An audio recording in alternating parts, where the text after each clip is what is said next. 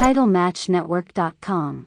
We talked earlier about how you wound up in WWF. What were your initial impressions of Vince? What are your initial memories of meeting Vince for the first time? First time, they dropped me off right in front of his house in Connecticut. I knocked on the door, and then he came and he had an Ico Pro sweatshirt on, right, a pair of black sweatpants. He was a lot bigger than I thought he would be. He's a taller guy than I thought he would be.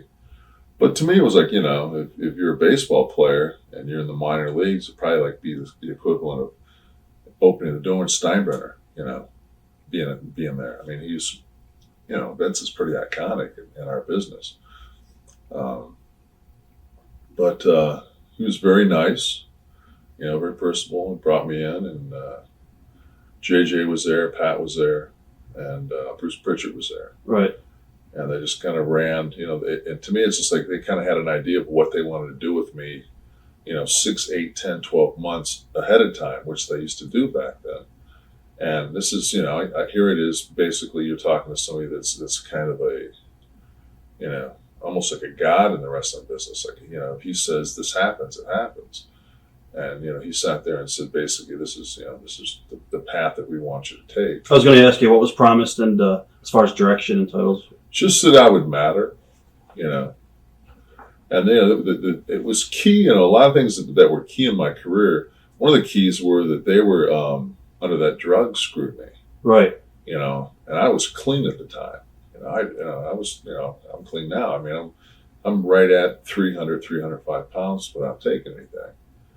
So I was the biggest clean guy, So it was like, it was perfect. Yeah. It was just like, here's a guy that's, because he always is going to want a bigger than life guy. And here was one that, was basically just dropped off his doorstep. Literally. Yeah. At this point, I guess, did you say to yourself, you finally made it? I didn't think I really made it in my mind until I won the IC belt, because back then people just didn't win belts. You didn't win a belt. Right.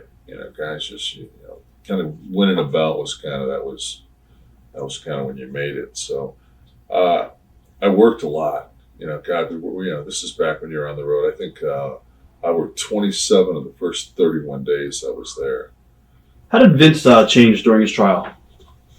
As far as personality-wise, did he become a little bit more humble? No, he never sold it. Okay. He never changed. He got his neck fused. Remember, he showed up at White Plains TV, and we just sat there, me, Sean, and Scott. We just glared at him to see he came in the back door, got some coffee, and turned around and, pulled on and screwed around one of the agents. We just watched him that whole day, and he never sold it. I was just like, that's what I said. I said, yeah, we ain't no trouble, because if he ain't selling it, we ain't in trouble. I was going to ask you, were you or any of the boys ever worried that he would go to jail? Yeah, we were afraid that we were all going to be out of jobs. I mean, there was a lot of, for a while there, all the papers, especially because we spent so much time in the Northeast, we basically lived in New York. Right. Or New Jersey. And, we read the papers there, and it was like, the feds, it was a slam dunk. He was going to do time. How did he change after the trial? Did he become more cocky or? No, not really. I mean, he that night we won. We were in some place in Pittsburgh. I think they were not Pittsburgh, but someplace in Pennsylvania. He came out, had a couple of scotches with us. It was like the first time he had any cocktails with the boys, and that was that. It was business as usual. How did Vince change, I guess, from the last time you saw him, personally? Last time I saw him? When you went back the second time. He looked so much older to me. It looked like, that he'd been through some battles. You could just see he was a lot.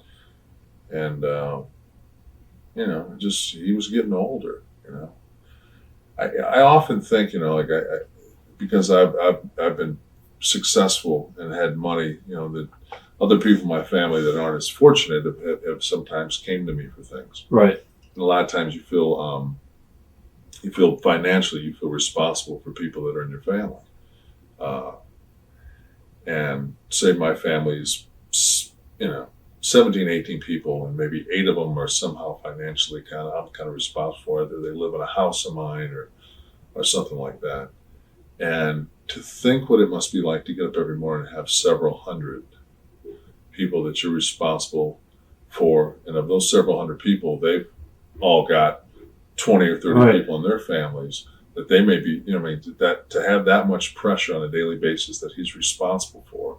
You know, people sometimes they look at this and they go, "Oh, well, you know, he did this." It's just like, dude, you know, there's times he has to, you know, he has to make a decision that, you know, this guy is gone, this guy's gone, this guy's gone. He meets those families, he meets that wife, he sees those kids. You know, I said, people don't look into what, you know, they just, and as I say, it's the wrestling bubble. They see this guy on TV, they don't realize, man, this guy runs, you know, for a lot of times, for more years than not, a private business. Now, of course, it's public, and with going public, of course, there's a lot more wealth, but there's also a lot more responsibility and a lot more pressure. When they went public, I saw a drastic change in him. You know, because now Vince always had to answer to Vince. Now right. Vince has people that he has to answer to and he has to be accountable for.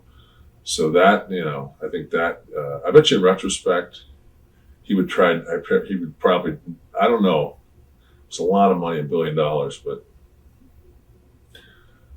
I don't know. He may say, you know, F it. I'll keep it my company. All right. You know, but it's so much bigger now than it was when I was there. Even when I came back in 03 or whatever it was, just from a worldwide market, you know, I mean, they got offices in a lot. I mean, it's really, you know, it's such a bigger company. All right. You know, is it true that you actually were offered an office position and turned it down? yeah, but it was, you know, I knew what it was going to be. It was going to be eventually, you know, hey, you know, it'd be so much easier if you're in Stanford. All right. They want you in the office or a road agent or? I wouldn't have been a road agent. I would have been like part of creative, which Right. meant you're up there. And I talked to Michael at that time. Michael Hayes was going back and forth to Atlanta, and I thought about it and I said, nah. I said, because I don't want. I mean, I live on the beach. Right. You don't want to be up there. Yeah. It's all New York and traffic. I live in a town, man, that if I drive 10 miles a day, it's a lot. Honky Tonk Man has called you out a lot online. Have you ever heard any of his promos about you? Who's he? Okay. The greatest IC champion of all time. Oh. Any thoughts on that or? I don't know what he said. What did he say? He just buries you and stuff like that. Who doesn't? Mm. Get in the line, Honky Tonk. Who'd you ever beat?